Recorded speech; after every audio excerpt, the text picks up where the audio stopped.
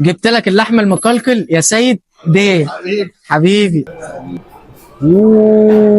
احنا جينا بقى هنا في شارع سوتر قدام ارض كوتا هنا مول نوار عشان نجرب بقالي.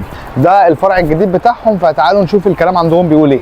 هم متخصصين في سندوتشات البقالة والطاسات، حلو وحادق، وبيقدموها في عيش فينو أو بلدي أو فطير، ده غير الطاسات طبعا.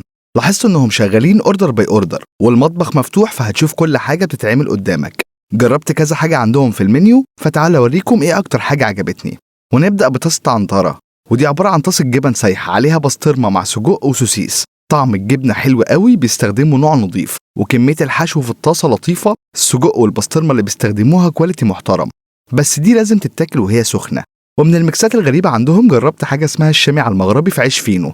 دي بتكون جبنة حلوم بتنزل على الجريل مع زعتر ونعناع وطماطم وخيار متقطعين. طعمها حلو قوي يا جدعان، ميكس جامد، والجبنة الحلوم بتعمل مطة لآخر الشارع. وبيعمل بقى سندوتش روز بيف خطير، ونصيحة مني اعمل زيي وضيف عليه جبنة، طعمه جامد قوي. ومن الحاجات التقليدية عندهم جربت سندوتش البيض بالبسطرمة، كان لطيف قوي، خصوصا انه بيستخدم نوع بسطرمة محترمة. اكتر سندوتش كنت متحمس له خذلني، اللحم المقلقل. دي حاجة كده شبه كباب الحلة، بس بياخد بهارات مختلفة شوية، وانا طلبته في عيش بلدي، بس للأسف العيش ما كانش طازة، فما اتبسطتش منه قوي. اعتقد لو رحت تاني هطلبه في عيش فينو، هيكون احلى كتير. ونختم بقى بالجريمة دي، كريمة عليها اوريو وشوكولاتة في فطيرة. دي كانت اول مرة اجرب الميكس ده في فطير، بس حلو قوي قوي.